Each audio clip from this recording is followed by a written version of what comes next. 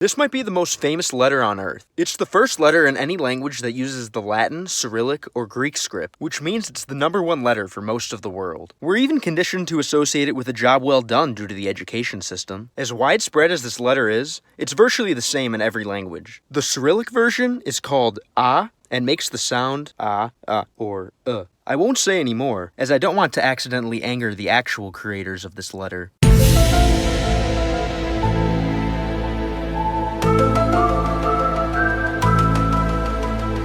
There are an insane amount of Cyrillic letters that look like B.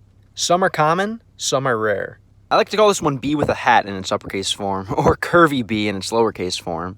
It's common in every Cyrillic using language. It's called B, and it sounds just like the B we know and love in English. B. This one looks like the Latin capital B. It's called V, and like Spanish, it makes a V sound. V. Depending on the word position, language, and dialect, the pronunciation can vary slightly, but it's still going to all be centered around the V. This Cyrillic letter is one of the weirdest. It appears in every language that uses Cyrillic, and it's most often called G, making the sound G. But in Ukrainian and Belarusian, it's called H, making the sound H. In some alternate fonts, the letter can also look like this. Depending on the language, dialect, and word structure, it can also sound like K, or V. I like to call it the hangman letter, as its main sounds are G and H. But if you want to perfect your pronunciation, you'll have to do a bit of trial and error. This letter may look like a space invader, but its qualities really aren't so alien. It's used in every language that uses the Cyrillic script. It's called D, and it makes the English D sound. D. It's super easy to remember if you think of its resemblance to the Latin capital D or the Greek capital delta. In some alternate fonts, the letter can also look like this. If it comes at the end of a word or after some soft consonants, it sounds more like T. But D and T are very similar sounds, so I wouldn't worry about it too much. This could very well be the most common letter in the world. Let's take a look at it in the context of the Cyrillic script. In most Cyrillic script using languages, it's pretty straightforward and consistent. It's called I and makes the sound I. But in the most widely spoken Cyrillic script language, Russian, as well as Belarusian and Mongolian, it's called Y, and in most cases it'll be pronounced as Y, like in the Russian word Niet. For those other scenarios where it should sound like I, like in the word uzhe, many speakers will sneak in a little I to round off their accent, making it uzhe. There are even some situations where this letter will sound like yo or o, like in yesho. Sometimes there will be a diacritic to indicate this pronunciation, but it's not very common. At the end of the day, the pronunciation of this letter is going to depend on the language, dialect, and life experience of the person speaking it. So don't let its ambiguity stop you from trying to connect with your fellow souls.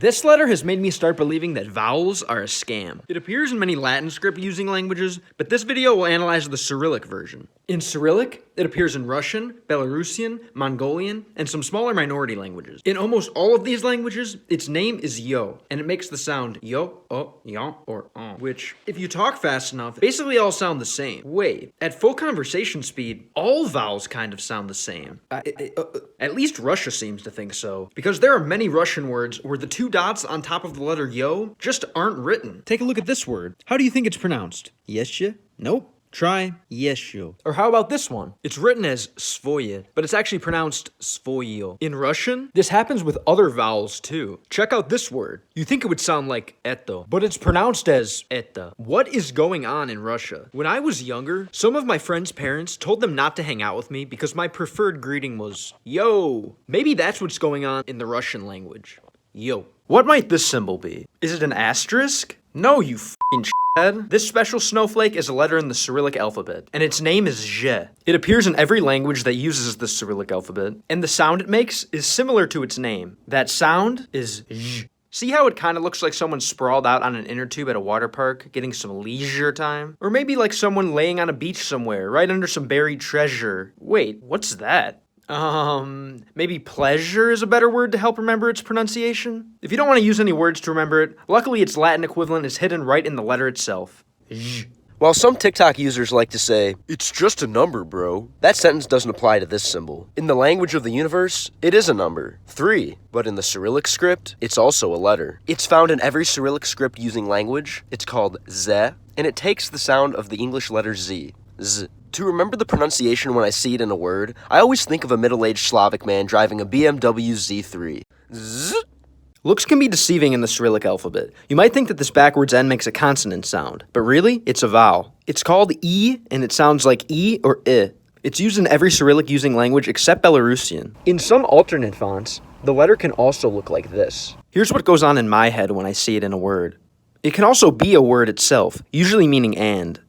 Focusing on the middle part will help you remember how it's pronounced, but remember, it's only E or I, never I. This is one of my favorite Cyrillic letters. To me, it looks like a backwards N with a crown, but it's really a Cyrillic E with a crown. When it's wearing its crown, its name becomes short E. I guess it's trying to look taller by wearing its crown floating on its head. It appears in every Cyrillic script using language except Serbian, Macedonian, Montenegrin, and Bosnian, who use a different letter for the sound that this letter makes. That sound is E. To understand the difference between short E and regular E, let's take a look at the Russian word for Russian, Ruski. Notice the difference in pronunciation between the two similar letters, Ruski. Although both letters are called E, the one with the crown gets to make the sound E. Most of the world knows this symbol. On its own, it's a brief but rude way to respond to a text. 2 of them and you have a guitar-playing dog. 3 together? Well, that's a group of sad boomers who never got enough love. Or a Brazilian internet laugh. But the beauty of this symbol is that no matter what language or script it's found in, it makes the same sound. K. In English, it's known as K, and in Cyrillic, it's called Ka. It's used in virtually every Latin and Cyrillic script using language, which means the majority of the world uses it every day. But no matter what you call it, it sounds like K. This lovely Cyrillic letter looks like someone lunging. It's enlisted by every Cyrillic using language, where it also can look like this. It's called L, and it sounds like L, or L, which to me are literally exactly alike. Let's look at how I like to remember it. Just isolate the long, lanky left leg. It almost looks like a flipped Latin capital L, and you'll learn the pronunciation of this Cyrillic letter naturally. L. When you see this letter, what language do you think of? Because of words like me, more, and mine, I tend to think of the consumerist West and the languages that are spoken there. I was shocked to find out that this letter also appears in Cyrillic script languages, and it makes the same sound as it does in the West. In the Cyrillic context, the letter's called am. It's used in every language that has the Cyrillic script, and the sound it makes is m. Be sure to note that the lowercase form of this letter is just a smaller version of the uppercase form, as this has a completely different meaning in some Cyrillic script languages. With this info in mind, get out there and make some ams today. If you want to learn this Cyrillic letter, you'll have to reprogram your brain again. This symbol can mean a few different things for us in the West, but our friends in the Far East all know it as N. It's used in every Cyrillic script using language, and it makes the sound M. As an English speaker, I just visualized turning the middle piece a bit to make it look like the N that I know. Every human in the world knows this symbol. If I was a caveman and I found a stick in the woods, I'd probably draw something like this. Circles are within us. They say so much without ever speaking a word. Not only do they represent things like unity, perfection, and infinity, but they also appear naturally in the world around us. Since humans like to borrow ideas from nature for their own creations, it only makes sense that the circle exists as a letter in most languages of the world. In this part of the world, where the languages use the Cyrillic script, it's commonly called O. It makes the sound O, or and it's found in every language that uses the Cyrillic script. Isn't it a great thing to see how cultures overlap? Do you know what symbol you're looking at here? It kind of looks like the Greek letter theta, but theta typically has a little less space within it. This much more hollow appearing symbol is a letter 2. It can be found mainly in the Cyrillic script, but it will occasionally appear in the Latin script as well. Since its primary use is in Cyrillic, we'll focus on the Cyrillic script version. It just looks like a circle with a line through it. So to figure out how it sounds, let's take a look at what a circle means in Cyrillic. Just like in the Latin script, a circle can be a letter. And also like in the Latin script, it's called O and sounds like O or on. Okay, great. So now what happens when this horizontal line is drawn through it? It's going to be called or the barred when a horizontal line or bar is added to it. Just like its name, the sound it makes is something like or If you're anything like me, it's hard to tell the difference between the sound that O makes, O, and the sound that makes. So I'll explain the difference. The and sounds come from the back of the mouth, near the throat, where the and sounds come from the front of the mouth, near the teeth. Ironically, the way I remember this letter is using a trick from a language that doesn't even use Cyrillic. In Brazilian Portuguese, a common greeting among speakers is oi. This sounds like the name of the letter oi, and the sound it makes, The convenient thing is, the letter oi kind of looks like the symbol in the center of the Brazilian flag. Odds are, after using or hearing the greeting oi, you'll probably be smiling. That sounds like another way to remember to pronounce oi with the front part of your mouth. Oi. Many Cyrillic letters are derived from Greek. This one comes from arguably the most famous Greek letter of them all, pi. It's called pe. It appears in every Cyrillic using language, and it sounds like p. You could remember it by focusing on its similarity to pi, but be careful, as there's another Cyrillic letter that looks like pi as well. I remember how to pronounce it by noticing its resemblance to a perfect, peaceful staple. I remember when I first saw the Russian word for Russia, Potsner. If you speak a Latin script language, this symbol only means one thing. P. In Cyrillic, the letter's called R, and it makes the R sound, R. If you're trying to learn a Cyrillic script language, you're going to see it a lot because it's in all of them. You can always override your brain's programming with some trusty mental spray paint. Focusing on the upper left-hand corner of the letter will help you remember how it's pronounced. If you're an English speaker, then you likely know this symbol as the letter C, and you know that it can make quite a few different sounds depending on the other letters that surround it. But what does this symbol mean to a Russian, a Bulgarian, a Ukrainian, or one of the many other people who use the Cyrillic script? To them, it's a letter as well, and it appears in every language that uses the Cyrillic script. In these languages, it's commonly called S, and it consistently makes the same sound. S. I was always confused seeing the Cyrillic acronym for the USSR, CIP. I later found out that it stood for Soyuz Sovietske Sotsialistическая Respublika. What a mouthful. No wonder the Soviet Union was a mistake. Well, at least it helps me remember how to pronounce this letter.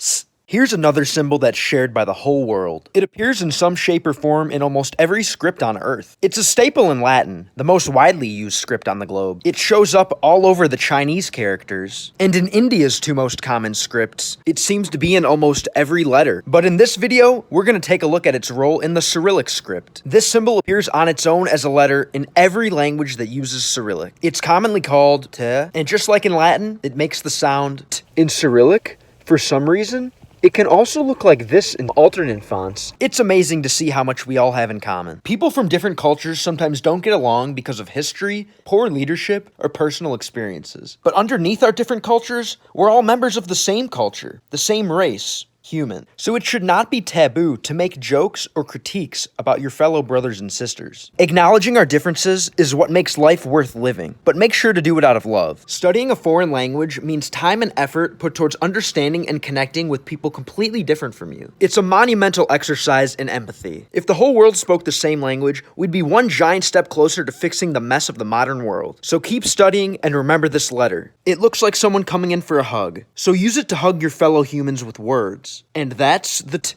This is quite an interesting letter in the Latin script. Here's a list of some of the sounds it makes, and that's not even all of them. But in the Cyrillic script, this letter's much more consistent. It only makes one sound. In Cyrillic, the letter's called U. It's a crucial part of every Cyrillic script language. And guess what? Just like its name, the sound it makes is U. When I see it in a sentence, I completely ignore the bottom half like the gentleman I am, and I keep my eyes up here. The shape of the top part helps me remember the pronunciation. Ooh. What's the difference between this letter and this letter? The lower half of one is diagonal, and the lower half of the other is straight, of course. But there's more to it than that. In the Latin script, both the vertical and diagonal versions are used for the same letter, to distinguish between upper and lower case. But in the Cyrillic script, they're completely different letters. In Cyrillic, the one with the diagonal bottom will appear in virtually every language and make the sound U. But the one with the vertical bottom will only appear in Kazakh,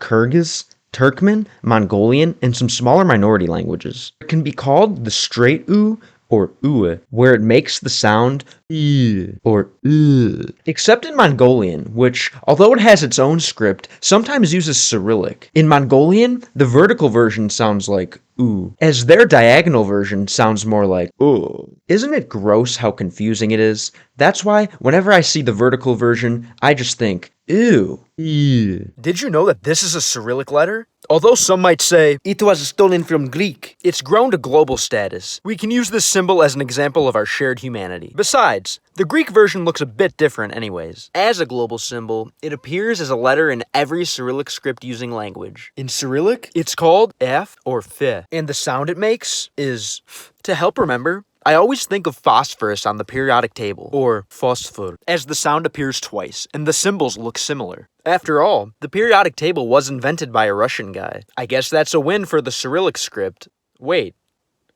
Oh, what the f? This has to be the symbol with the highest amount of different meanings. From a kiss, to a railroad crossing sign, to just plain no, this symbol has countless different uses. It's only fitting that when used as a letter, it can signify many different sounds depending on the language that it appears in. When it appears in a Cyrillic script using language, it's typically called ch.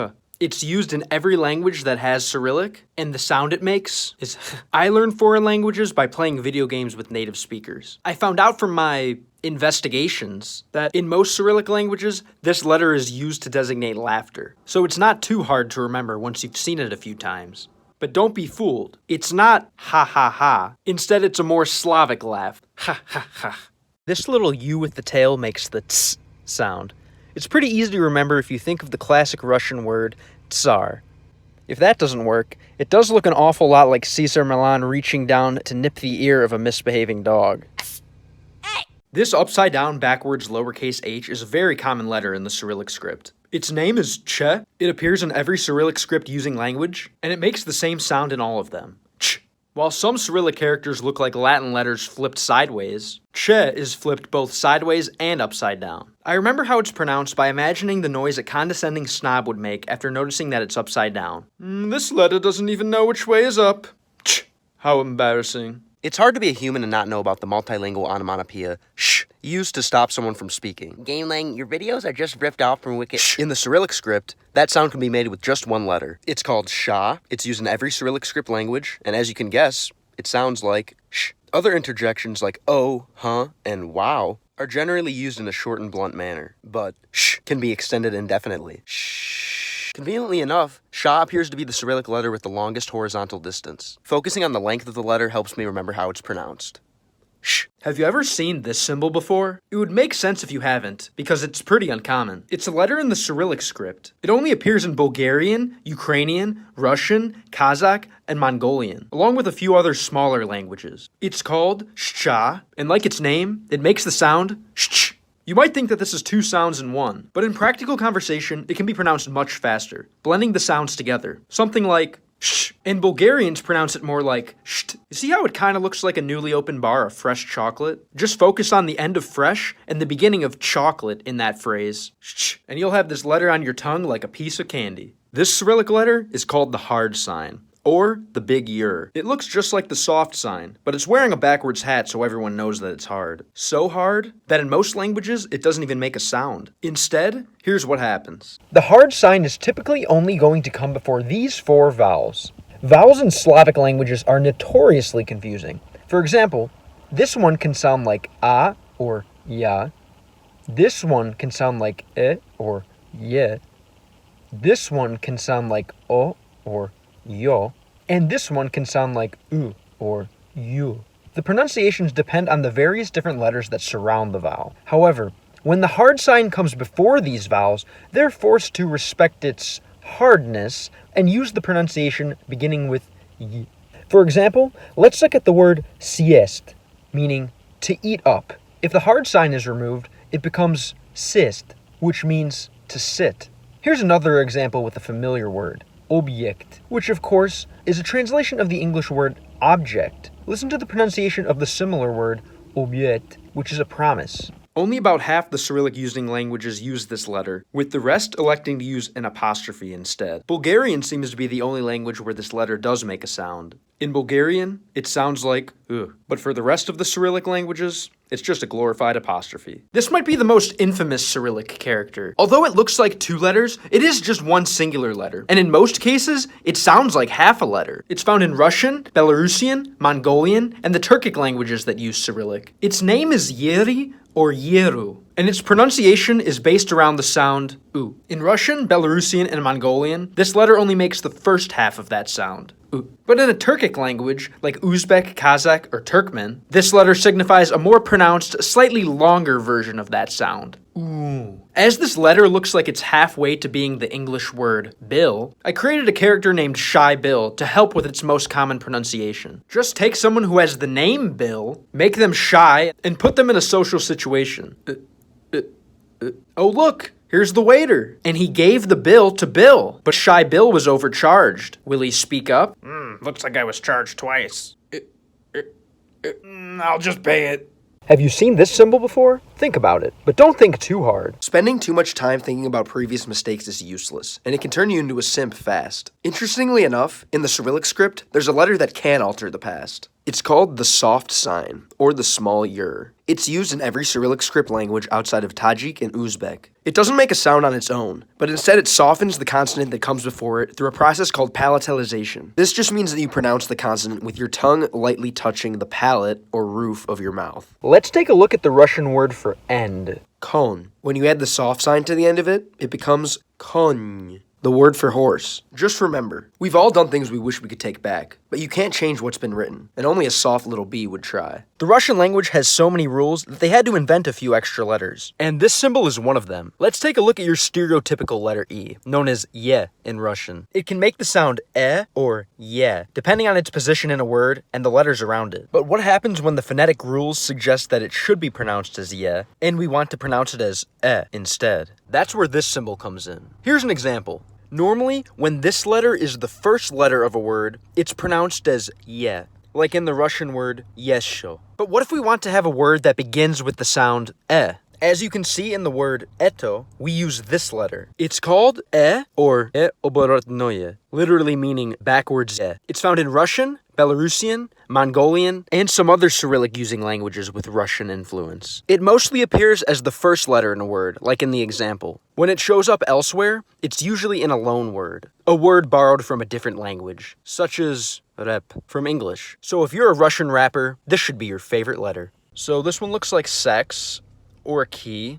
It's used in pretty much every language that uses the Cyrillic script, and I like to call it the Soldier Boy letter because its name is, and it's pronounced as,